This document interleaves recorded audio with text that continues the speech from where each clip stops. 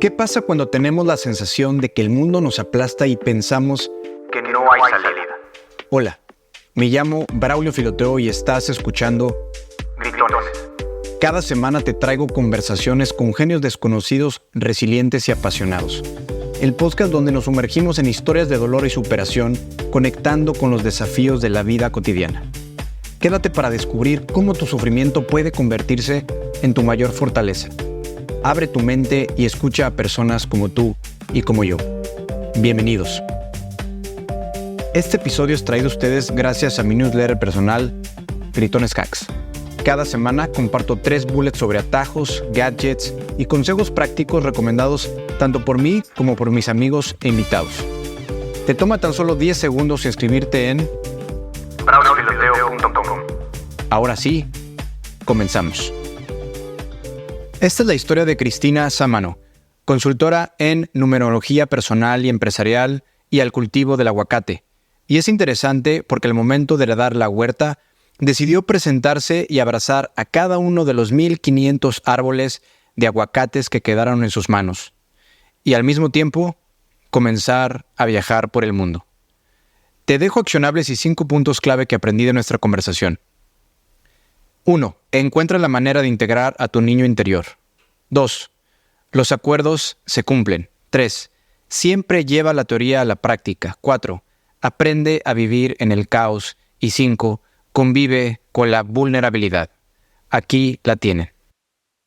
Cris, bienvenida, qué gusto tenerte en Gritones. ¿Cómo te va? Excelente, Braulio. Muy entusiasmada de esta invitación y infinitamente agradecida por la oportunidad. Genial, la vamos a pasar en grande.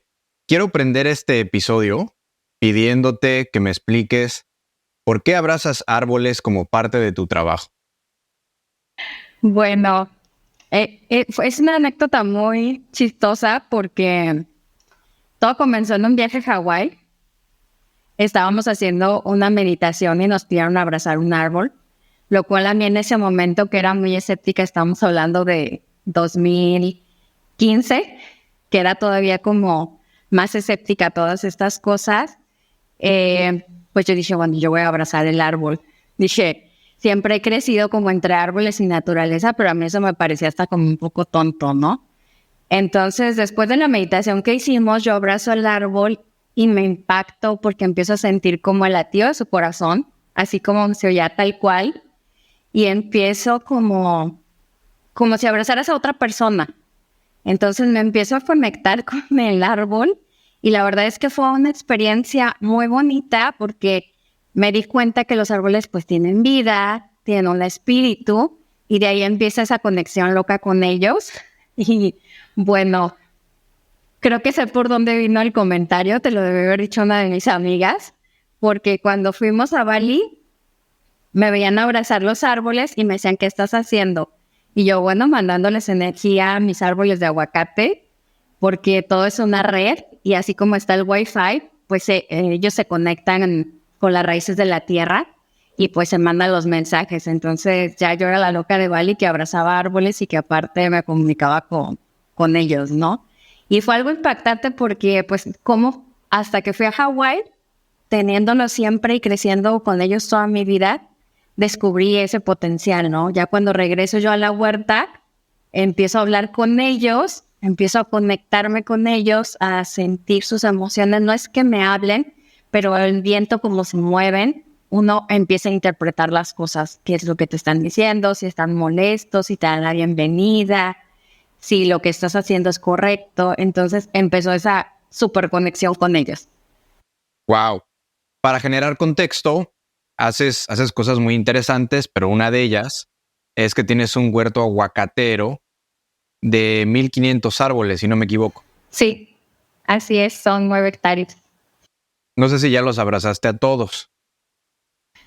Sí. ¿A los 1,500 árboles ya los abrazaste? Sí, esa fue una tarea que me di en 2020. Tú sabes, como todo estaba en pausa, decidí fusionar todo esto de la numerología con los árboles y hice algo que nunca había hecho. Es más, ni siquiera sabía que tenía 1,500, te soy 100% honesta, porque mi papá replantó árboles y yo no me había dado cuenta que había replantado 1,000. O sea, yo me quedaba con la idea de que eran 500. Entonces un día me doy la tarea con 2 amigas de empezar a numerarlos, que era como bautizarlos, y después de que los numeraba, los abrazaba. Fue como iba presentando con cada uno, y eso lo hice en una semana. Eso me llevó una semana de estar ahí en la huerta, como un promedio de 6 horas diarias. Y Órale. así fue como me presenté con ellos, porque incluso mi amiga me decía, bueno, si tú tienes un trabajo o tienes una empresa, pues a lo mejor no conoces a todos tus empleados nunca si fueran 1,500, ¿no? Pero qué padre que el CEO fuera a presentarse con ellos, ¿no? Entonces ahora ya sé qué número tienen. Luego le daba risa a una amiga porque me dice, es que como que a veces te confundías. Dice, y yo por más que trato de buscar los números, la única que sabe cómo están numerados eres tú. Y yo, sí, es cierto. Ahorita que lo compartes, que me haces recordar algo muy especial, y estoy de acuerdo contigo cuando hablas del CEO. Ahorita el símil entre árboles y empleados, no dudo que existan CEOs que sí hagan ese trabajo. Sí. Yo en su momento tenía un negocio que tenía... había una variación ahí, pero entre 100 y 200 colaboradores iban y venían. Y cuando yo entro a esa industria de alimentos y bebidas, te confieso que yo desconocía muchísimas cosas. Sí. Y lo que se me ocurrió los primeros días fue, necesito conocer uno a todos los trabajadores. Necesito saber quiénes son, presentarme, conocer un poquito su historia, qué hay detrás de esa persona. Y no sabes cómo me funcionó hacer ese ejercicio. Sí. Entonces, coincido más de lo que crees. ¿Esa huerta la tienes donde creciste? ¿De dónde eres? Bueno, nací en la ciudad de Zamora, Michoacán, y la huerta está en un poblado a 30 minutos. Es un pueblito así muy pequeño de agricultura, que esa historia es porque mi papá pues siempre se dedicó a la agricultura, y un día conocí a un señor que le dijo, oye, ¿sabes qué? Tengo unas hectáreas que en aquel entonces pues era puro cerro, bosque, y le dijo, realmente yo me voy a ir a vivir fuera y pues yo ya no las necesito. Entonces no sé si las quieras comprar. Y mi papá dijo que para él fue como su oportunidad de la vida, porque él cuando de joven trabajó en Estados Unidos, trabajó en las huertas de aguacate en San Diego y toda esa zona de California, y su sueño más grande era tener una huerta, y él decía que algún día México iba a ser el mayor exportador de aguacate en el mundo. Estamos hablando de los 80, 70, Ok. que eso era algo muy disruptivo y algo muy loco en la agricultura.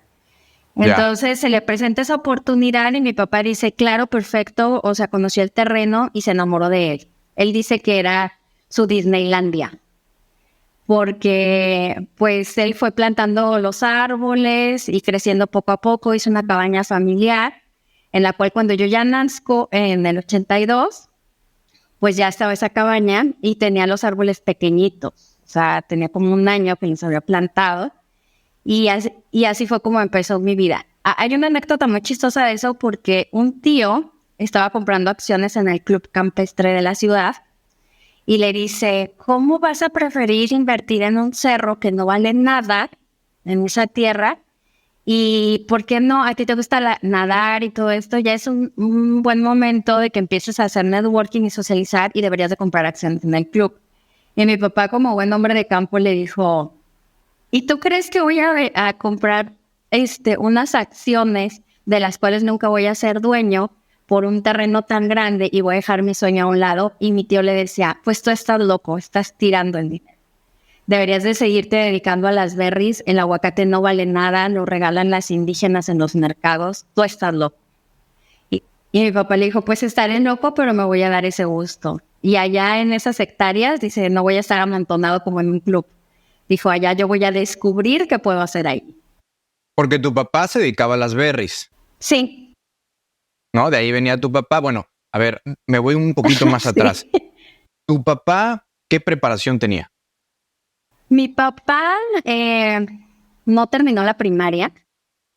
Ok. Quedó huérfano a los 7 años de su papá. Y pues mi abuela con sus 5 hijos fue un tema todo muy difícil, ella estaba muy joven. Mi abuelo fallece a raíz de que asesinan a un tío por una pelea de novia. En esa época, pues estamos hablando de 1930. Se pelea mi tío por una chica, lo matan. Mi abuelo no puede superar esa pena. Fallece por estar tomando mucho, porque para él pues era su hijo mayor. Y entonces, pues quedan huérfanos. Mi papá era de los de en medio. Y mi abuelita le dice, hijos, pues no puedo pagarles la escuela, necesito que me ayuden. Y mi abuela empieza a hacer tortillas a mano.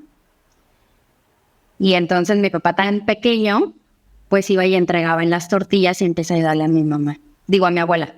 Entonces, de ahí, él ya como a los 10 años, le dice, pues no hay otro trabajo más que el campo. Así que dile a tus hermanos mayores que te empiecen a llevar y empieza a sembrar frijol. Me contaba mi papá que en aquel entonces tenías que ir en tu bicicleta y cargar el costal de frijol para plantarlo. O sea, no era como que te llevara. Y ahí empieza su amor por la agricultura y conexión con la naturaleza. ¿Y sabes la historia de cómo se conocen tus papás? Sí, la conozco. Ellos son pues originarios de la ciudad de Jacona, Michoacán. Todo el tiempo vivieron ahí. Zamora y Jacona están muy fusionados, o sea, no distingues dónde inicia una ciudad y otra. Y se conocieron, mi mamá tenía 16 años y mi papá tenía 18.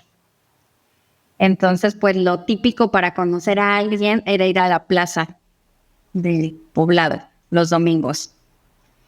Y daban vueltas las chicas hacia un sentido y los hombres hacia otro sentido. Entonces, si alguien te gustaba, o le regalabas una flor o le quebraban como unos huevos que había llenos de confeti en la cabeza. Y eso significaba como me gustas. Ok, era el Tinder de ese entonces. Exactamente. Y ahí se conocieron. Empezaron a salir. Y cuentan la historia de que como a la semana mi papá le dice a mi mamá que se fugaran, que se fueran, que se la quería robar. Era lo que se usaba en ese entonces en la ciudad. Y bueno, mi mamá le dice que no, que ella no estaba fugando, que ella sí quería casarse y pues que lo terminaba. Que ella no quería nada pues de fuego y que ella no iba a ser la burla de su familia porque ella era la mayor. Aparte era una historia muy chistosa porque mi papá decía que él era pues muy humilde y mi abuelo por parte de mi mamá tenía una tienda y pues como que era alguien más conocido en la ciudad y mi mamá le dijo no voy a dejar en vergüenza a mi familia. Entonces mi papá le lleva al sacerdote porque en ese entonces se pedía el sacerdote porque él sabía que lo quería en serio. Y dice mi mamá que ella le sorprendió que de verdad hiciera tanto, o sea, y que se notara lo que la quería. Así que como a los 4 meses se casan, porque el sacerdote y les decía a los papás que cuánto tiempo creían necesario para lo de la boda y hacían los acuerdos.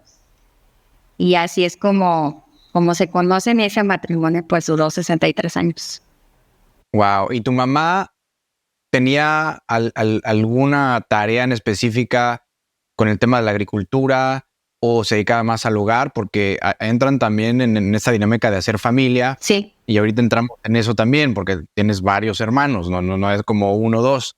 Entonces, no sé si participaba tu mamá también en el campo. No, definitivamente mi papá sabía que el trabajo del campo era muy pesado. Porque pues era levantarse 5 de la mañana y decía, no es necesario que tú me ayudes en el campo como tal, pero sí necesito que tú me ayudes como en lo administrativo. Y hacían un super equipo, porque ella era la que iba al banco, llevaba las cuentas de cuánto se les había que pagar a los trabajadores, porque en aquel entonces se pagaba en efectivo y se pagaba diario al final de la jornada. Claro. Y ella se dedicaba a la casa y pues ayudarle de esa manera a mi papá en el negocio. Ahora, no era un trabajo fácil a casa tampoco, porque ¿cuántos hermanos o hermanas tienes?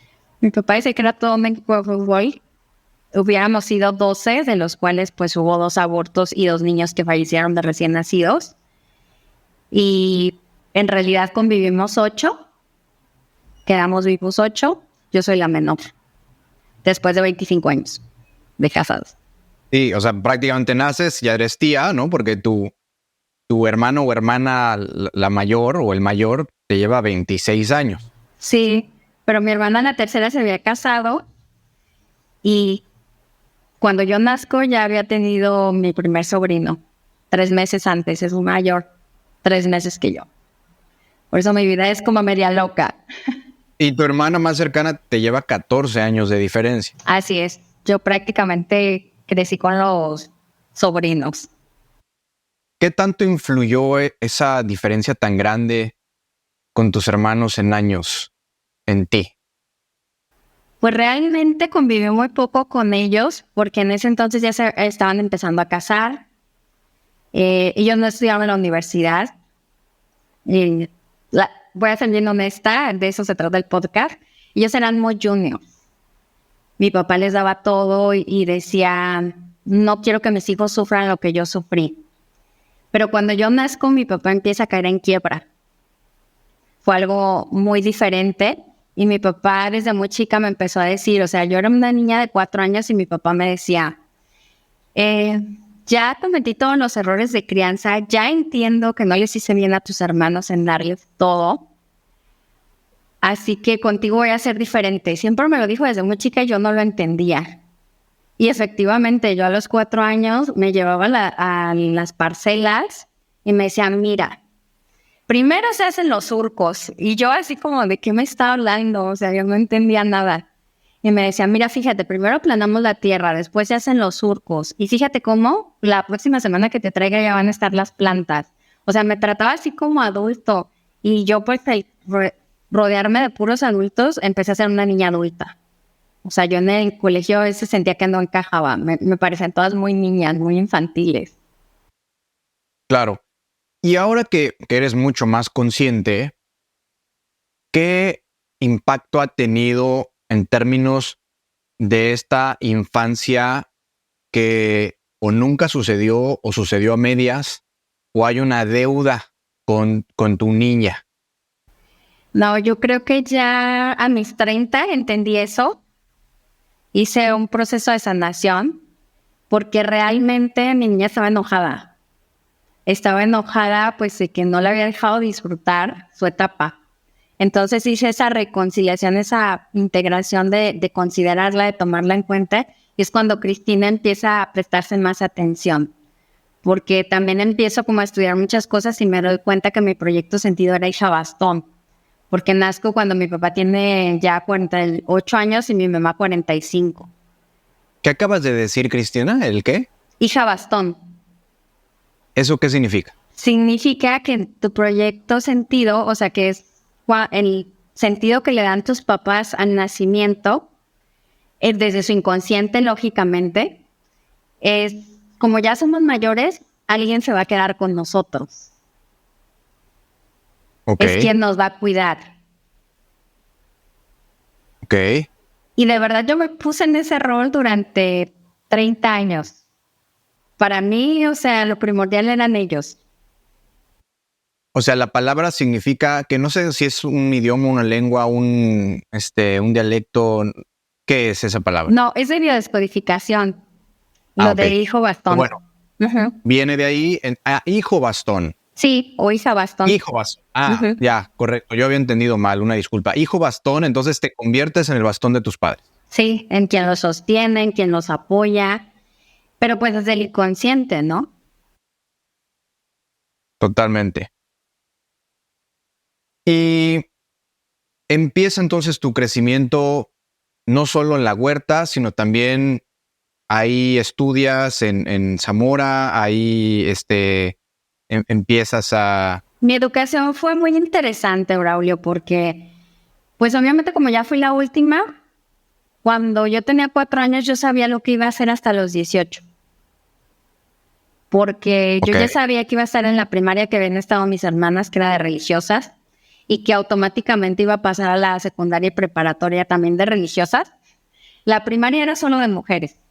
Ya la secundaria sí era un colegio mixto, pero pues era como donde habían estudiado mis hermanos. Mi papá un día me lo dijo, vas a estudiar donde estudiaron tus hermanos. Porque para mi papá lo más importante, como él no pudo estudiar, nos decía, lo mejor que les puedo heredar es su desarrollo personal y sus estudios, porque el campo es pesado.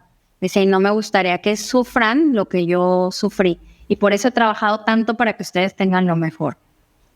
Pero entro en dilema porque yo le empiezo a decir a mi papá, ya cuando termino la prepa, me quiero ir a estudiar a Guadalajara. Y dice, ¿qué? ¿Estás loca?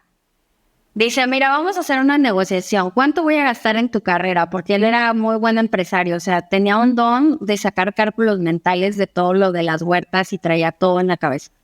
O sea, de verdad, era una persona admirable y muy visionario para su época. Entonces me decía, mira, vamos a gastar tanto de la universidad. ¿Tú te quieres ir a una universidad privada? ¿Qué te parece? En ese entonces él tenía un fraccionamiento. Me dice, te dejo un terreno, te compro un coche del año, empiezas a trabajar conmigo en la empresa y te pongo una oficina. Y te convierto en la gerente.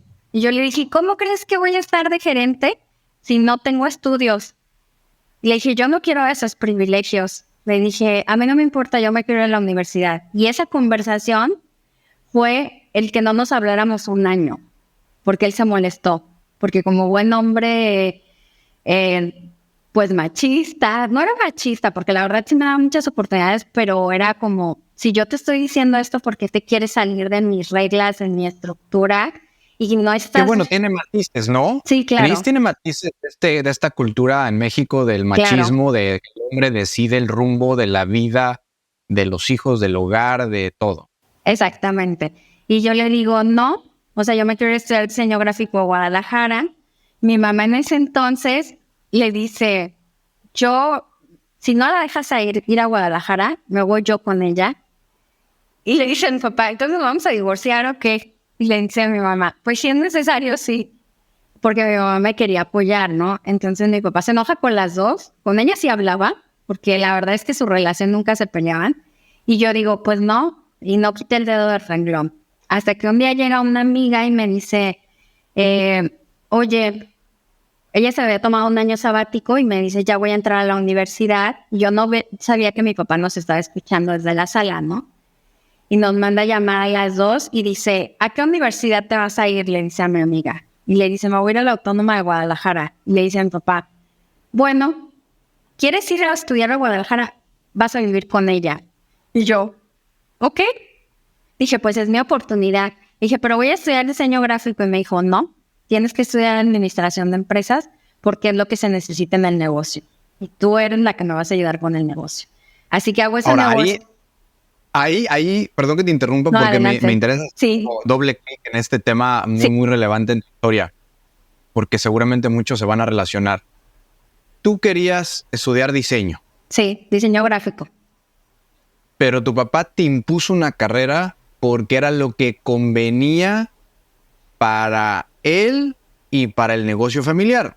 A ver, hablando de él con la mayor empatía y el respeto hacia tu padre, sí, pues le había costado mucho trabajo lo que había construido en ese momento. Entonces veía en ti esa sucesión de decir, bueno, pues tengo que preparar a Cristina para que siga cuidando de la huerta y siga cuidando de todo lo que ya construí y es lo que nos ha dado de comer. Exacto. Entonces, ahí estaba escribiendo el guión de una película que no era tu guión. Exacto. ¿Estás de acuerdo? Sí, totalmente de acuerdo. ¿Qué opinas de eso? Sí, en aquel entonces, a mis 18 años, pues yo lo vi como una oportunidad de salir de la ciudad y de realmente estudiar en Guadalajara. Que a mí Guadalajara siempre me había gustado. Me parecía pues ya una ciudad más hacia lo que yo quería, a diferencia de campo. Amo el campo, pero sí a los 18 años yo quería pues conocer el mundo. Y era mi oportunidad de despegarme un poco de la familia, así que hacemos esa negociación. Era muy chistoso, Braulio, hoy lo veo hacia atrás, pero mi papá, ahora entiendo que él decía, es que con la única que se puede hablar es contigo, pero era porque negociábamos, justo era eso. Y creo que con él aprendí a hacer negociaciones. Hoy lo veo, en ese momento para mí era como, él se salió con la suya, pero no importa, yo me voy de la ciudad y estudio y voy a hacerla mejor, ¿no? Cuando termino la carrera pasa algo muy simpático porque dije, bueno, ya estoy acá, yo no, ni loca me regreso a Jacona, ¿no? Entonces, un maestro ya me había conseguido hacer una entrevista en una empresa y me dice mi papá, oye, tú me dijiste que para tal fecha terminabas. ¿Cuándo es tu graduación? No, pues es tal día. Y ya le digo, ¿no? Pero yo ya ese día planeaba decirle, ¿sabes qué? Me voy a quedar aquí. Entonces, terminando la graduación, le digo, no, ¿sabes qué? O sea, conseguí trabajo, me voy a quedar aquí. Y me dice, no, estás loca. El fin de semana vengo por ti, porque ese no fue el acuerdo. Y los acuerdos se cumplen. Y fue en su camioneta y me trajo de regreso a trabajar a la empresa. Ahí quiero también hacer como énfasis en algo que a ver si lo elaboramos juntos. Sí. La negociación, Cris. Hoy te escucho en tu voz decir, aprendí a negociar. O sea, yo era la única en la familia que negociaba con él. A lo mejor los demás como que se sometían o no necesariamente se sometían, pero hacían la voluntad de papá. En tu caso, negociabas. Sí. ¿Cómo podrías describir el proceso de una negociación conveniente en donde las dos partes ganen? ¿Cómo hoy podrías tú, con tus propias palabras, describir qué es una negociación? Pues para mí la negociación es poner las cartas sobre la mesa, que ambas personas sean honestas, que expliquen el por qué quieren lo que quieren que están poniendo sobre la mesa. Y entonces ahí es cuando empiezas a decir, bueno, te doy esto, pero con esto. O sea, que ambos sean ganar-ganar. Porque hoy lo veo. En ese momento realmente Braulio no lo veía. Hoy como empresaria ya lo veo. Y cuando es ese ganar-ganar se multiplica. Lo digo con la experiencia de mi vida. Porque yo en ese momento, mi papá siempre me trató como socia desde los 18. No, yo creo que desde antes, desde muy niña me trató como socia. Y él siempre me lo dijo, es que eres mi socia. Y yo decía, ay no, qué ridículo, soy su hija.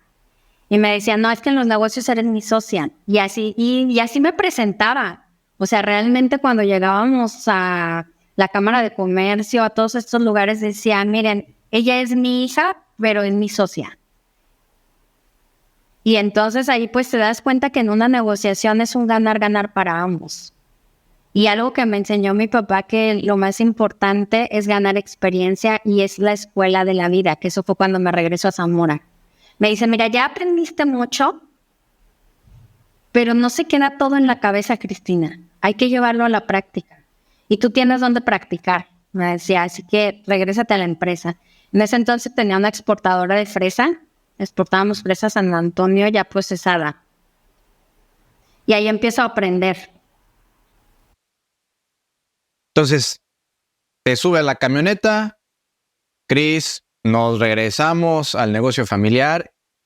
¿Y qué pasa? Empiezas en el día a día de la empresa. Claro, y empieza lo más interesante, la escuela de la vida. Que todo lo que había aprendido, yo me sentía ya muy...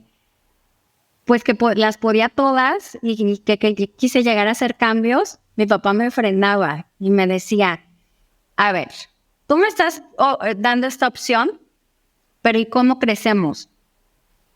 O sea, tú lo traes en la cabeza, llévalo a cabo, o sea, sí te dejo. Yo empecé a ser la encargada del almacén y me decía, me decía, mira, te voy a dar este puesto porque lo más importante es que quiero saber cuánto producto está saliendo y hay un desorden ahí. Entonces me puso un súper reto porque yo me empiezo a dar cuenta que el socio que tenía lo estaba estafando. Y se lo digo a mi papá y él me dice, estás mal. O sea, el señor pues sí tiene mala fama, pero conoce a las personas, no sea rencorosa. Y entonces yo entro como en conflicto y a los 2 años realmente lleva la empresa a la quiebra. Y mi papá, esa fue un momento muy especial en mi vida, porque me dice, lo siento por no haberte escuchado. Y ahí yo empiezo a sentir que él me toma realmente ya en serio.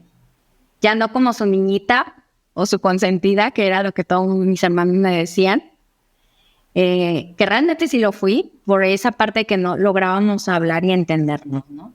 Y ahí es donde él me dice, aquí ya no se puede más, este negocio ya de la fresa me dio 40 años, quiero empezar con el aguacate. Estamos hablando de 2005. Ok.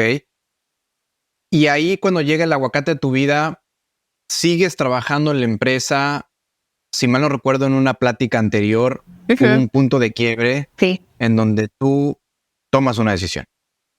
Sí, cuando quiebra la empresa, él dice, me voy a dedicar al aguacate, y le llega la oportunidad de un socio donde él pone la huerta y el socio se lleva el mantenimiento y la comercialización por 10 años. Bueno, esto se empezó a cocinar desde 2003 y entonces de alguna manera lo del aguacate él ya lo tenía como arreglado y se estaba dedicando a la fresa. Cuando se viene lo de la quiebra de la empresa me dice, mira, pues lo del aguacate no es mucho trabajo, quédate en casa y ayúdale a cocinar a tu mamá. Y yo también le digo, no papá, o sea, tú pagaste una carrera y yo tengo que trabajar. Y había una presión, Braulio, porque realmente él era como un estándar muy alto y era como una competencia de mi ego, de decir, si mi papá consiguió todo esto a sus 20 y tantos años, yo ya tengo 20 y tantos, casi acercándome a los 30 y no he hecho nada. O sea, siempre he estado como detrás de él, como una sombra. Y le digo, no, estás mal. Y empiezo a llevar currículum y termino trabajando en una caja de ahorro y préstamo de asistente durante 7 años. Porque le dije, yo no me quedo en casa y necesito salir al mundo a seguir aprendiendo. ¿Y qué aprendiste esos 7 años fuera del negocio familiar? Pues bastante. Porque entendí lo difícil que es la vida. Porque estaba como en una burbuja en la cual siempre él me protegía. Y ahí empiezo a entender porque como asistente de ese gerente regional hacíamos auditorías internas y empiezo a ver lo que era llegar a una sucursal y despedir a toda la sucursal por los errores y empiezo a ver esa frialdad y me encuentro de cara con el mundo, ¿no? Pero a la vez voy adquiriendo experiencia también en todo este mundo de las finanzas, empiezo a entender cómo funcionan los bancos. Y en algún momento me ofrecían una gerencia, pero ahí yo también entendí algo por el tema tan difícil en Michoacán, que como mujer tenían muchos retos en el área laboral en México. Así Sí. que decidí quedarme ahí como en mi zona cómoda de asistente del gerente, pero viviendo como gerente, porque realmente aprendí bastante. Y llega 2013, Braulio, y mi papá me dice, te regresas porque se acaba el contrato con el socio y tú tienes acá tu negocio. Ya te lo cuidé 10 años, deja de hacer berrinche y ya ponte seria. Y decidiste dejar entonces ese empleo como asistente Sí, y hacerle caso a tu padre. sí. Había algo en mí que empezó a notar que yo llegaba, como salía afuera, teníamos 9 sucursales, teníamos 120 personas a nuestro cargo con el gerente. Y pues eran estas situaciones, me tocó una etapa muy dura en esa región donde despedían sucursales, me tocaba suplir puestos, todo esto. Yo llegaba los sábados a casa de mis papás, que era donde vivía en ese momento, y el domingo era dormir todo el día por el estrés. Me sentía ya como robot, no me sentía motivada. Y fue lo que él me dijo, ¿tú crees que eso es calidad de vida? Dijo, o sea, estás súper joven y te convertiste en lo que no querías, me dijo. Sal de ahí. No obstante lo que me comentas, personas muy, muy cercanas a ti dicen que parece que siempre estás en control. Al menos esa impresión tienen de ti. Hoy que lo escuchas, hoy que recuerdas esos momentos de mucho estrés, de dormir todo el domingo, ¿crees que empezaste a construir esa imagen de estar en control, de parecer que permaneces tranquila ante las adversidades, o eso sucedió después del 2013? No, creo que hubo algo muy importante mientras estuve trabajando allí. Yo lo que hacía para sobrevivir ese ambiente laboral tan tenso, tan caótico, tan frío que eran los números, el ver cuando la gente debía y lo embargaban, y yo saber y haber nacido en una época de crisis de mi papá, donde también llegaban y nos, pues le decían tienes que pagar y cosas así, pues era un nivel de estrés muy feo, pero yo empecé a tomar, por ejemplo, como masajes chinos, que eso me ayudaba como a liberar el estrés, porque de verdad yo le agradezco a mis terapeutas en ese momento que empecé a tomar terapia, que empecé a tomar meditación. Mis vacaciones era irme a un centro de meditación en Manzanillo, que es del sistema Insha, que es una australiana, y yo me pasaba ahí dos semanas encerrada, drenando emociones, drenando energía, y creo que ahí es donde aprendo a saber vivir en el caos. No desde el control total, o sea, de no fluir mis emociones, sino al contrario, a ser más vulnerable y a darme esos espacios de que si necesitaba llorar, lloraba. Que si estaba alegre, pues me volvía muy eufórica. Y todo eso fue como a la par. Y también empezaba a escuchar mientras ponían el radio en las sucursales, porque eran pueblitos, pues la verdad la música no me gustaba. Y yo me ponía a oír, en ese entonces no había podcast, los descargaba en el, ¿cómo se llamaban estos dispositivos MP4? Porque no tenían el aparatito de Mac. Descargaba los audios de entrevistas de Luis Hay, Joe Dispenza, y yo sabía que había un mundo más allá también. Ok. Hay una etapa muy particular desde mi cabeza, confírmame, entre el 2013 y el 2016. Hoy que lo recuerdas, ese bloque de tiempo, empiezas a prepararte consciente o inconscientemente para lo que venía. Sí. Cuando mi papá quiebra la empresa en 2006, 10 años antes de 2016, y que yo lo vi de verdad muy, muy mal con lo que le había hecho su socio y que de alguna manera yo le había podido prevenir y él no me hizo caso, entendí algo, que yo estaba muy apegada a mi papá. Que yo sentía que si mi papá fallecía, o sea, a mí se me acababa el mundo. Era lo que te decía, de estar en esa burbuja. Y fue cuando empiezo con todo esto de meditación a desapegarme. Es donde encuentro que era Isa Bastón y empiezo a trabajar todo esto de esta separación, porque yo sabía que, al menos por ley de vida y por edad, pues él ya era un adulto mayor y se iba a ir a lo mejor primero. Digo, es algo que no tenemos garantizado, pero me empecé a preparar.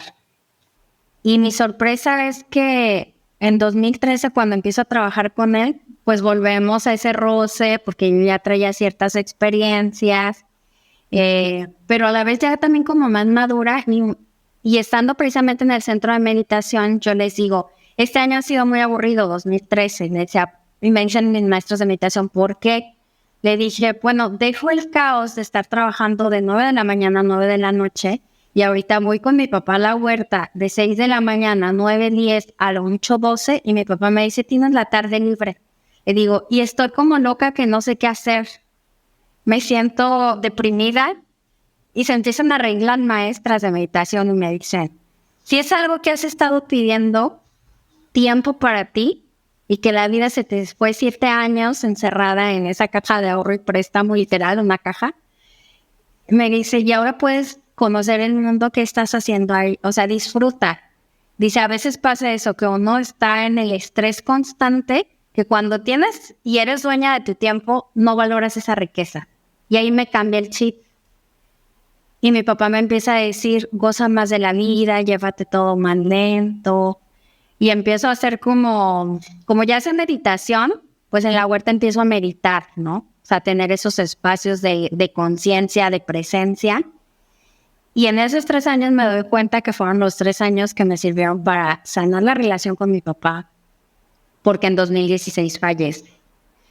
Hoy lo veo hacia atrás, y si en ese momento a lo mejor me arrepentía de que me hubiera sacado o haber cedido a su instrucción de salirme de ese trabajo, pues hoy lo agradezco porque era mi oportunidad y mi momento de cerrar esa relación padre e hija. El día que fallece mi papá, todo el mundo me decía, es que no sé si saludarte, pero te ves radiante, te ves feliz, te ves plena a comparación de tu familia. ¿Y cómo te sentías por dentro?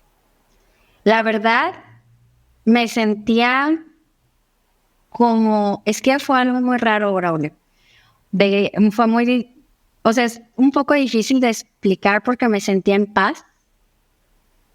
De verdad, justo todo el funeral, yo me sentía tan plena como si estuviera festejando la trascendencia de alguien. Porque meses antes él me dijo, yo ya hice todo, yo ya cumplí mis sueños. Y pasó justo algo en el día que falleció, me habla un amigo y me dice, ¿cómo te sientes? Le dije, la verdad me siento muy en paz y muy tranquila. Y me dijo, qué bueno. Dice, porque se te acaba de ir tu mayor pretexto en la vida para que vivas tu vida. Así me lo dijo. Y eso para mí fue así. O sea, dije, claro. Ahí quiero llegar porque sé que tu papá te dijo antes de morir, cumplí todos mis sueños. Sí. Y en tu caso, Cris, ¿dónde estaban tus sueños? Estaban en pausa, estaban abandonados, buscando siempre el momento perfecto. Tú sabes, Braulio, esa parte de que a veces uno dice, te voy a decir cuáles eran mis sueños. Eran viajar por el mundo. Cuando cumplo mis 15 años, mis amigas se iban a ir a Europa. Y mi papá me dice, no vas a ir a Europa. Te voy a llevar a lo mucho y si quieres a Disneylandia. Pero antes de eso tienes que trabajar un mes en la empresa, ¿no? Deshuesando durazno. O sea, era como todo así muy controlado y yo me sentía frustrada. Estamos hablando, Braulio, que yo ya tenía 35 años y no estaba casada, que es algo que, pues la verdad, desde chica jugaba a ser la tía que viajaba por el mundo y todas mis muñecas se las entregaba a mis amigas, ¿no? O sea, la verdad no es algo que me ha llamado mucho la atención de ser madre. Y yo quería viajar por el mundo y mi papá me decía, mira, el día que yo ya no esté, tú haces lo que te dé tu gana. Me decía, en el negocio. Pero hoy, dame el gusto, dice, me decía, no voy a durar mucho en esta vida. Dame el gusto de ver las cosas como las he querido ver. Pero ya una vez que ya yo me vaya, tú te quedas con tu huerta y le haces lo que quieras, de verdad. ¿A qué edad murió? Él murió a los 82 años. 82 años. ¿Y ahí le tomaste la palabra a tu papá o no? Sí, claro. Porque hay algo, Braulio. No sé la verdad en ese momento dónde lo leí, quién me lo dijo, dónde lo escuché en un podcast, porque escucho muchísimos, donde decía, cuando alguien trasciende, viene una lluvia de bendiciones para toda la familia. El detalle es que como las personas están en duelo, deseando que la persona regrese, no ven todos los regalos que deja esa persona desde su legado y desde su partida. Entonces, cuando mi amigo me dice eso estando en el funeral, de que se había ido mi mayor pretexto, me di cuenta que sí, que lo ponía como pretexto, es que mi papá está grande, le tengo que ayudar, estando en esa lealtad de hija bastón. Y pues viene otro caos en mi familia, que a mis hermanos le dicen a mi mamá, mi papá no deja testamento porque falleció repentinamente, ya estaba fallando su corazón, fue como un infarto. Y le dicen a mi mamá, queremos herencia, repártenos todo. Y yo le dije, ¿sabes qué? Yo no quiero herencia, yo me voy a viajar por el mundo. Le dije, él me lo prometió, que ya podía hacer lo que quería, y entonces empiezo a hacerme cargo de mi vida y me decido venir a vivir a Guadalajara. Dentro del caos. Porque mi familia de alguna manera esperaba que yo me pusiera en el lugar de mi papá, y es cuando Cristina comienza a vivir su vida. Platícame de ese día donde escoges tu primer viaje, tu primer país. Estoy seguro que lo tienes muy presente. Sí. Era enero del 2018 y ya había un sueño que tenía. Admiraba mucho al señor Ismael Cala porque lo veíamos con las noticias en su programa que tenía en CNN con mi papá, y yo veía que él ya hacía viajes con propósito y veía que lo hacía a la India. Entonces, desde 2015 yo me lo quería prometer ese viaje y veo que lo vuelve a sacar para 2018. Terminé cosecha en 2018 y dije, quiero regalarme un viaje, pero no quiero que sea cualquier viaje. Así que pido informes en enero y para abril ya estaba en la India. Fue tu primer país, agarro mi maletita y ese primer viaje termina siendo un viaje de 3 años en total. Bueno, imagino que con idas y venidas, Sí, ¿no, claro, Pris? sí. ¿Y un total de cuántos países? 16 países.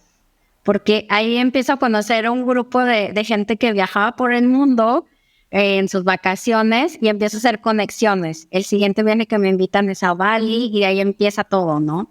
Estamos hablando de eso, fue en abril y yo para septiembre, finales de septiembre, principios de octubre, ya estaba en mi segundo viaje que era Bali y terminó el año en un tercer viaje en Egipto, en un crucero. Ahora, tomando en cuenta esos 3 años súper viajera, conociendo muchísima gente, ampliando tu network, conociendo culturas, costumbres, 17 países, a nivel filosófico, cuéntame qué te llevaste en la maleta y qué te trajiste de regreso a México. Pues mira, te lo puedo decir desde el primer viaje. Digo, ya la sabiduría de todos los viajes fue más amplia, pero cuando yo llego a India y veo el nivel de dualidad que se vive de extrema pobreza y de extrema riqueza, para mí fue un shock de entender realmente la riqueza cultural también que tiene México.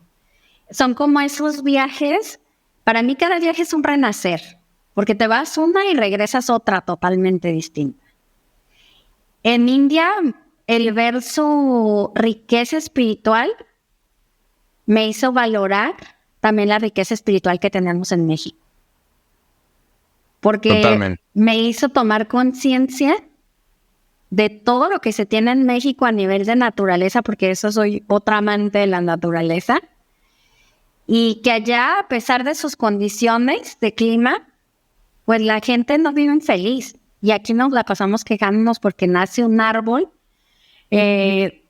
rompiendo el cemento, ¿no? O sea, se ve la fertilidad en México y uno se queja de eso. Cuando ya quisieran tener estos paisajes que tenemos y esta riqueza también natural. Entonces me hace valorar más todo. Este renacimiento con tus viajes, con un profundo descubrimiento personal, de mirar hacia adentro, me imagino, a mí en lo particular también los viajes me permiten mirar hacia adentro. Sí. Descubres algo que se llama la numerología. Sí. ¿Dónde la descubres? ¿Cómo fue ese descubrimiento? ¿Cómo se come la numerología? ¿Qué significa? Sí, bueno, eso fue por redes sociales. Una amiga publica en diciembre del 2014 que acababa de adquirir su agenda numerológica para preparar un extraordinario 2015. Y ahí empieza mi curiosidad y yo dije, ¿qué agenda? Le pregunto, amiga, ¿dónde la compraste? Ella vivía en Monterrey. Me dijo, en Monterrey. Dice, pero las mandan a todo el país. Dije, perfecto, pues ordené mi agenda. Yo no tenía ni idea. Yo siempre tengo agendas y dije, bueno, pues la del 2015 que sea una agenda numerológica. Y me llega un manual, como además de 100 hojas, que yo dije, ¿qué es esto? Que parecía como un libro. Y empiezo a leerlo y empiezo a ver que era numerología pitagórica y que había días para todo. Un tema que yo tenía de un tabú de que no me alcanzaba el tiempo. Y veo que hay días para la familia, hay días para los amigos, hay días para donde puedes ser más productiva en el trabajo, días donde puedes cobrar. Y empiezo a hacer ese experimento conmigo durante todo 2015. Y en los cafés la agenda me acompañaba y yo les decía a mis amigas, ¿qué día naciste? Y le decía, aquí dice que tienes estas cualidades. Oye, sí es cierto. Y ya empiezo como a hacer mi prueba o mis testeos de que dije, ahí sí funciona esto. Pido mi agenda para 2016, pero veo que había cursos. Es cuando fallece mi papá y todo este caos. Y veo que había una certificación para 2017 como a unas cuadras de donde me había venido a vivir a Guadalajara. Y me inscribo. Yo dije, bueno, pues para saber más de los días y esto. Y me encuentro que son 5 módulos donde puedes estudiar la numerología personal, la numerología del tiempo, de parejas, y hago la certificación. Justo la termino una semana antes de irme a India. Ok. Entonces, cuando estoy en India, una chica, no sé qué me dice, yo le digo algo numerológico y me dice, oye, sí es cierto, ¿me das una consulta? Y le digo, claro, y le doy la consulta. Y nunca se me va a olvidar que cuando fuimos a visitar el Taj Mahal, te voy a decir algo, cómo fue ese viaje. El viajar con una celebridad, con una personalidad como el señor Ismael Cala, yo con mi mentalidad de oficina y de caja, no se le acerca como a los gerentes o a las personalidades, no se les molesta, ¿no? Entonces yo hablaba muy poco con él y él se me acerca antes de entrar al Taj Mahal y me agarra del brazo y me dice, Cristina, no me has dejado conocerte. Y yo sé que se dan sesiones clandestinas de numerología en tu habitación todas las noches. ¿Por qué nunca fui invitado? Y pues a mí eso me causa mucha emoción y mucha risa. Y pues todo el mundo me empieza a conocer como numeróloga y me empiezan a pedir consultas y yo les decía, no, a ver, espérense, esto es para mí. Claro. Pero empiezo a ver que a las personas les empieza a resultar pues útil y empiezo a ver cómo empiezan a transformar sus vidas, que ya me empiezo a tomar esto más en serio a partir de 2018, donde creo Mujerología. ¿Le diste su consulta a Ismael o no? Sí, sí se la di al final. Bueno. Eso fue ya viajes después, porque Vali fui también a otro viaje en su grupo. Pero ahí pasé de ser la numeróloga a la loca que hablaba con los árboles. Entonces, 2018, creas algo que me estabas platicando. Sí, creo Mujerología, que es pues lo creo a través de Instagram, donde creo una comunidad para las mujeres, porque esta parte del aguacate, el convivir tanto con mi papá, me di cuenta que estaba como muy en mi parte masculina y quería conectar más con mi feminidad y honrar a mi mamá, que ahorita, gracias a Dios, todavía está viva y convivo más con ella y he trabajado su relación. Empiezo a crear esto que es mujerologías, que suena como a numerología, pero es con el tema de mujer, para darles herramientas a las mujeres a que conecten con su esencia y su fortaleza interior desde el área que estén, ¿no? Desde el nivel empresarial, familiar, y así es como empieza todo este mundo de la numerología. Ya. ¿A qué te refieres cuando dices que funciona como GPS? Porque, bueno, así lo he utilizado realmente yo. Cuando haces tu planeación anual y te das cuenta en qué año personal estás, que es muy fácil calcular, Braulio. Para saber, por ejemplo, el año universal en el que estamos es 2024, se suma el 2 más el 0 más el 2 más el 4 y nos da un 8.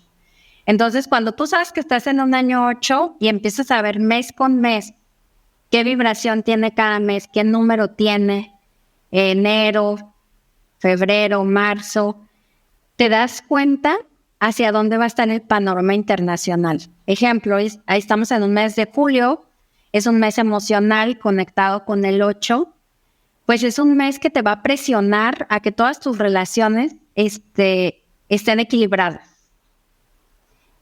Y te hace ver si en los equipos de trabajo están en armonía o en desarmonía. La armonía es fluyendo y estando creciendo el equipo. La desarmonía es el caos. Y empiezas a tomar así decisiones como cuando activas un GPS al salir de tu casa y buscas las mejores rutas. Eso no implica que te diga el clima. Bueno, ya para checar el clima necesitas otra otra aplicación. Pero el GPS no te va a decir si se te poncha una llanta, si te falta gasolina. O sea, ahí es donde ya te tienes esa autonomía de dirigir el coche y que la numerología te sirva como ese GPS para irte guiando, para saber cuándo viene un año de turbulencia, cuándo se acercan los huracanes, cuándo son años más de familia, cuándo son años de divertirse, como yo lo hice en 2018, que era mi año 3. Y dije, es el año perfecto para viajar. Entonces lo que entiendo, Cris, es que tú haces una planeación anual en base a la numerología que te permite trazar la ruta en donde algún mes lo usas particularmente para ciertas actividades, otro mes decides a lo mejor meterte de lleno a la huerta o al trabajo, en otro a divertirte. O sea, tú tienes ese mapeo de tu año. Sí. Para un poquito ordenar tu energía y tus acciones. Es correcto, Braulio. Así se hace porque ya no lo tomas en decisiones muy impulsivas, sino ya en decisiones muy conscientes. Cuando yo ayudo a hacer las planeaciones de otras personas que han sido empresarios o las planeaciones personales, las preguntas que siempre me hacen en la parte empresarial, ¿qué mes te parece para lanzamientos? Yo tengo estos meses, pero si, por ejemplo, es cuestión de una semana de cambio, cambian la fecha. O a veces me dicen, no, sabes que en este mes no puedo lanzar, dime los retos a los que me puedo enfrentar para hacer el lanzamiento. Ya. Háblame de vibras con tu poder. Sí. ¿Qué quieres decir con eso? Vibras con tu poder en mi primer curso online, donde conoces tu esencia, tu número de esencia es a través de tu día de nacimiento. Para mí conocer mi esencia, nací el 22 de julio, entonces es una esencia 22. Y ahí descubrí algo, que no estoy loca, que realmente esas cosas que yo le decía a mi papá como eso intuitivo de mira, este socio de verdad siento algo, pero que no se lo podía explicar porque no se lo podía demostrar. Ese 22 es como una vibración maestra que te hace conectarte con el todo o ver las cosas más globales. Entonces, cuando yo descubro que tengo ese poder, pues lo empiezo a utilizar. Y vibras con tu poder es eso, es que te conectes con tu poder, con el poder de tu esencia y pues logres desatar todos esos superpoderes que tienes a través de la vibración de tu esencia. Y este solo es un número del estudio, pero para mí ha sido clave. Sí, justo ahondando en el tema de la numerología, ¿cuándo fue la última vez que te sentiste perdida y gracias a los números pudiste retomar el foco? Justamente el año pasado. Fue un año universal 7. Me hacían muchas preguntas en el 2020. Cris, esto es un caos. Mira, es que hay una anécdota, la voy a contar muy breve. En 2019, cuando estoy haciendo mi planeación en un evento en Cancún que también hacía el señor Ismael Cala, donde planeaba este año, yo estaba usando mi herramienta de numerología de manera personal y vi que era un año para mí 6 y era un año universal 4 y dije, creo que aquí tengo que frenar los viajes porque el 6 es fertilidad y necesito conectarme con la naturaleza y el 4 es tierra. Dije, creo que no va a haber más viajes. Y todas mis amigas después de ese curso me decían, estás loca, pero si llevas, o sea, es lo que amas, llevas 3 años viajando, ¿cómo vas a frenar esto? Le dije, no sé, el año 4 lo veo muy difícil y muy retador, no sé qué vaya a pasar, pero yo 6 meses se los voy a dedicar a la huerta. Todo el mundo en marzo me estaba hablando como loco y me decía, ¿cómo supiste que tenías que aislar e ir a la huerta? Yo le decía, no, o sea, pues yo no sabía que iba a pasar eso, pero yo vi mis números y yo sabía lo que era mejor para mí. El año pasado yo vi que era un año 7 que a mí me preocupaba más que el 2020, te soy honesta. Porque viendo todo lo que había pasado en el 2020, en un año 4, dije, la gente se está encerrando. No veo que esté saliendo en el 2021, que era un año 5 ya de exponerse. Veía que en el año 6 todavía estaba todo el mundo desequilibrado en el 2022. Y en el 2023 yo veía mucha depresión y ansiedad. Y tú sabes los índices cómo se elevaron. Sí. Entonces yo estaba muy atenta a eso, porque durante todos estos años veía que diariamente la vibración 9-7 para mí era muy retadora. Eran días que me ponía un poco triste, como que me bajaba la energía. Y dije, ¿cómo va a ser vivir un año 9-7? Entonces, de alguna manera me iba preparando, pero el año pasado, cuando el precio del aguacate baja y quedó casi en quiebra, yo sabía que venía ese año 9, pero no sabía cómo iba a cerrar.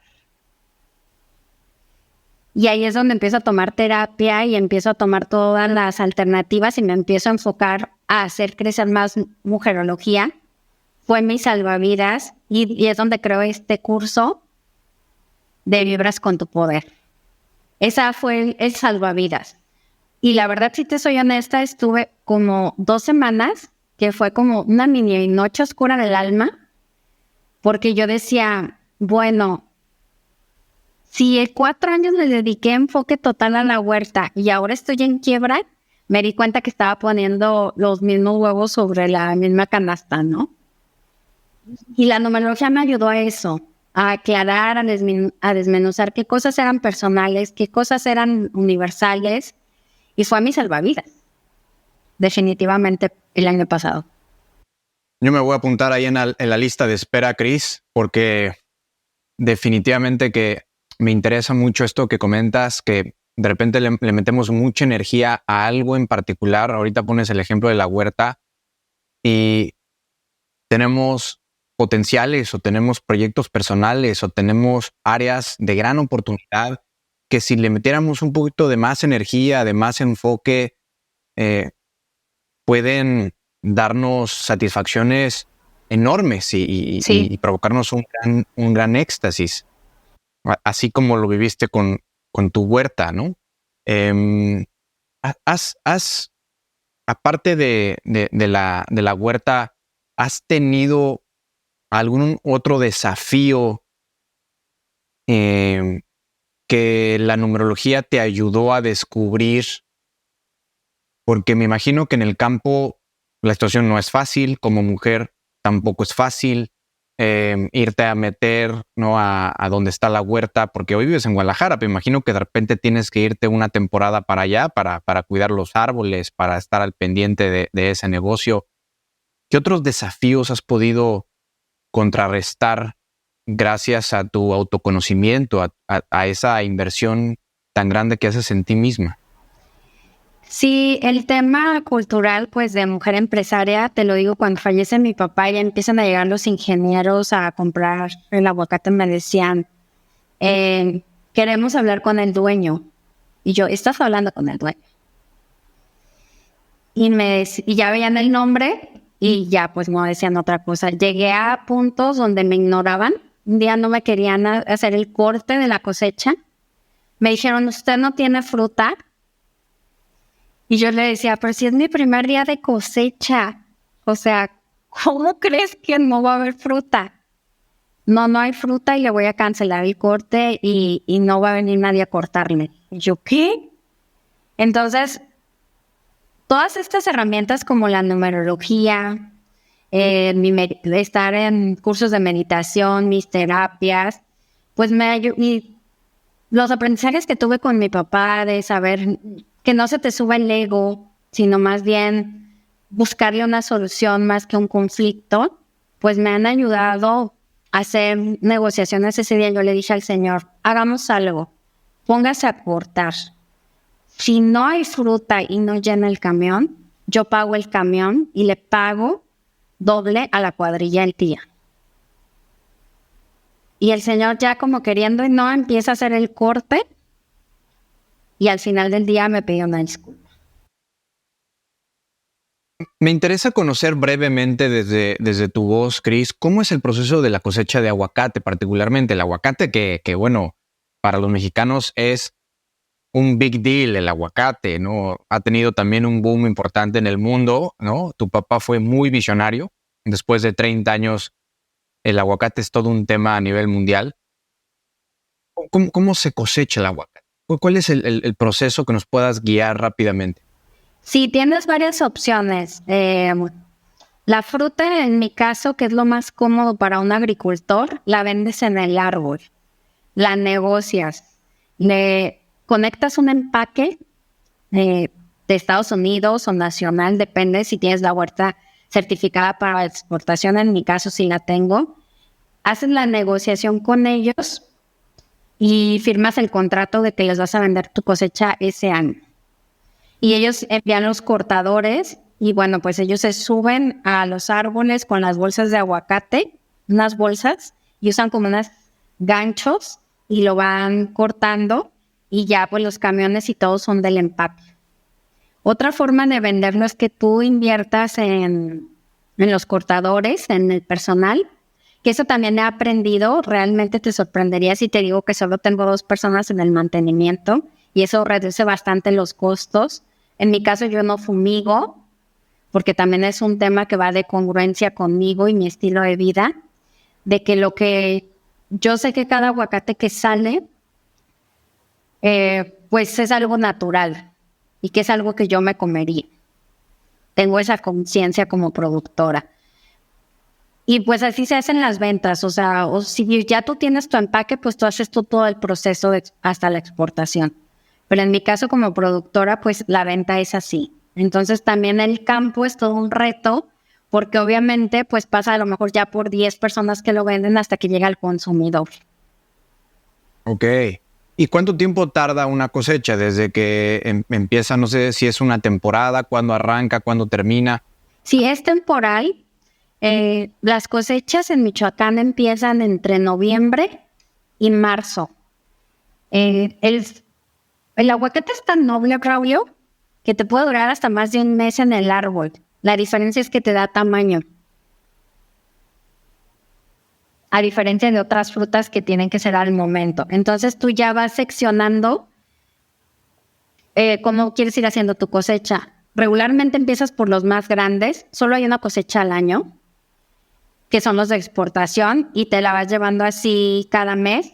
O si lo haces todo concentrado, como yo me la he jugado los últimos años, a hacer la cosecha en marzo y vender de todos los tamaños de una vez, pues la cosecha me puede llevar de 2 a 3 semanas. Porque es hasta que los árboles se quedan sin un solo aguacate, porque incluso los más pequeños al final se venden para hacer aguacate. Aceite de aguacate. Ahora quiero resaltar algo muy interesante en tu caso. Sí. Empezábamos el podcast diciendo que parte de tu trabajo fue presentarte uno a uno con los árboles, abrazarlos, en fin, entablar una relación directa con cada árbol. Y mencionas que no utilizas químicos. Sí. Hay ahí un intercambio que sucede Sí. que a ti te hace decidir darles la oportunidad a ellos, porque tienes también árboles muy viejos, Sí. para que la relación cambiara. Cuéntame de esa transición. Sí, un día estoy haciendo una meditación después de que falleció mi papá, nunca se me va a olvidar, fue en el equinoccio de primavera del 2017. Estaba haciendo una meditación y yo les dije, ¿cómo los puedo ayudar? Porque ya, pues ahora me toca la parte operativa y es eso, ¿no? Es conocer a lo que te vas a dedicar. Y algo empecé a sentir que decía no químicos y yo no entendía. Yo decía, ¿qué? No químicos, no químicos.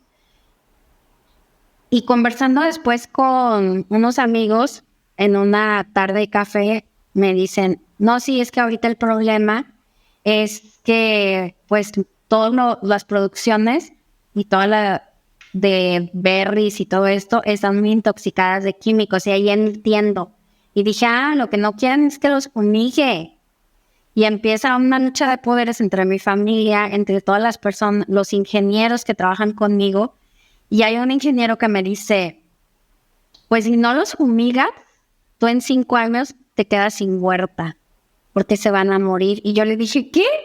Le dije, claro que no. Los árboles tienen 40 años y ellos han sabido cómo sobrevivir. Y mis árboles son de temporal, ni siquiera riego. Y es como esa confianza con ellos. Pasa algo, Braulio, que también he sido ahí muy criticada por eso, porque yo los dejo crecer, yo les dejo su espacio y no soy como el empresario que está todos los días yendo a ver qué están haciendo. La madre naturaleza ha sido súper sabia conmigo. O sea, me ha estado dando mucha sabiduría y he estado conectando con ella porque ellos mismos me enseñan los procesos. Y yo he aprendido a que a veces los precios en el mercado están muy elevados, pero si no es tiempo de cosecha, yo los dejo que cumplan su ciclo. Claro. Me encanta esta conversación, Cris. Nos podemos seguir muchísimas horas más, pero quiero ir cerrando poco a poco este episodio y hacerte un par de preguntas rápidas. Sí. ¿Cuál dirías que es la principal enseñanza que te han dado los árboles de aguacate? La paciencia. ¿Cómo has utilizado la paciencia en tu vida cotidiana?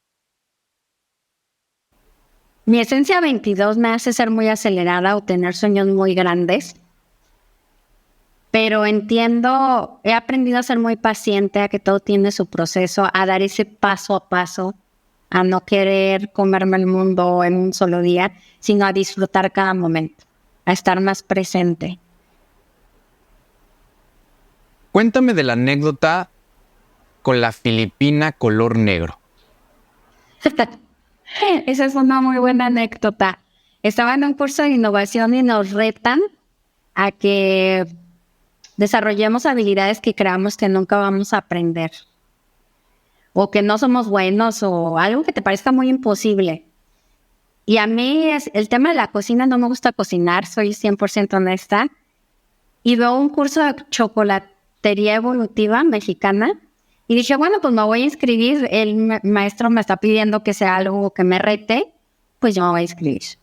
Me mandan la información y me piden que compre una filipina negra y unos zapatos especiales y el material nos lo daba ahí donde iba a ser el curso. Y yo llego y digo, me dicen, veo de todos colores. Y me dice la chica, ¿de qué color la quiere? Yo le dije, y se me ocurre a mí algo muy simple. Dije, bueno, si voy a trabajar con chocolate, pues negra para que no se ensucie tanto, ¿no? Porque no te habían dado color de la filipina, ¿no? No, o sea, traer filipina y zapatos especiales se compran en tal tienda. O sea, fue todo. Yo llevo este curso y va todos de blanco y se empiezan a presentar, ¿no? Y llega el chef, porque él estudió en Francia y bueno, tiene sus bombonerías en Ciudad de México y es muy reconocido. Y yo lo veo que llega y todo, pero todo el mundo me veía raro y yo no entendía y se empiezan a presentar y a mí me deja el último, ¿no? Y todos, no, pues que tengo un restaurante, no sé qué, que quiero implementar estos chocolates y no sé qué. Y cuando llega a mí, yo le digo, bueno, yo me dedico al cultivo de aguacate. A mí me retaron a que viniera a un curso y yo vengo. No sé nada de cocina y pues quiero aprender. Entonces él se empieza a reír y me dice, pues vas a aprender algo, principalmente. Las filipinas negras solo las usa el chef maestro y es como un rango o algo de reconocimiento. Dijo, y así que como tú traes una filipina negra, pues en 2 días vas a aprender lo que ellos también. Dice, así que muy buen reto te buscaste. Y yo así de, Como el taekwondo, no creo, la cinta negra y así, o sea, te pusiste la vara alta, Cris. Pero para mí fue una experiencia de que puedes lograr lo que te propongas. Aunque te sientas tonto en el momento, no, nada te debe intimidar porque todos vamos a aprender siempre habilidades nuevas y sobre todo habilidades que nos retan.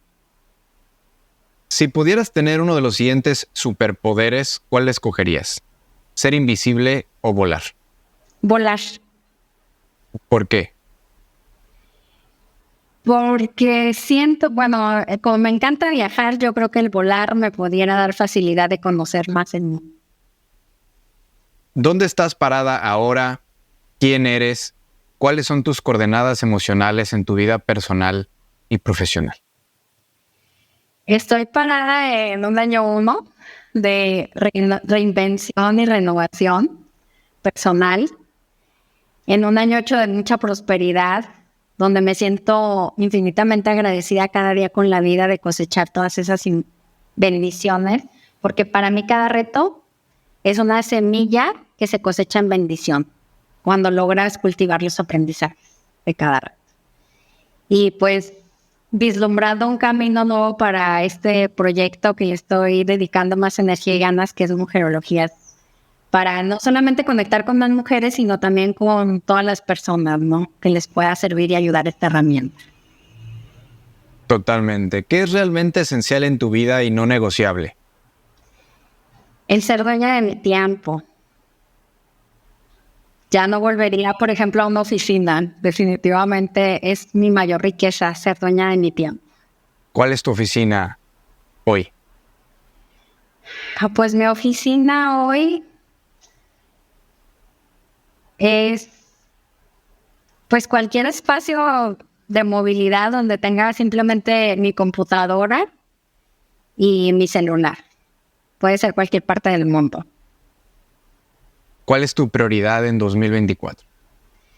Mi prioridad en 2024 es mi salud, porque me doy cuenta que como soy muy generosa con todo el mundo, he sido muy tacaña conmigo misma y quiero cultivar esa parte de prosperidad dentro de mí, de dedicarme más tiempo a mi salud, a mi cuerpo, a hacer ejercicio. Esa es mi prioridad. Fantástico, pues ahí lo tienen, público inteligente y conocedor, Cristina Sámano. Eres un genio desconocido, resiliente y apasionado. ¿Quieres compartir tus redes? ¿Algún dato de contacto por si alguien se quiere acercar contigo?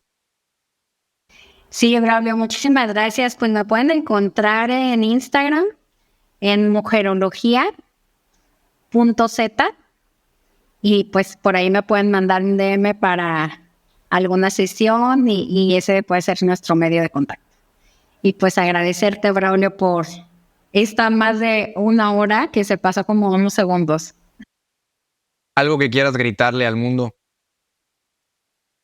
Pues que me siento infinitamente agradecida con la vida. Buenísimo. ¿Quieres decir algo más? Sería todo, Braulio. Cris, muchísimas gracias. Gracias a todos. Bien, pues hasta el siguiente episodio. Chao, chao.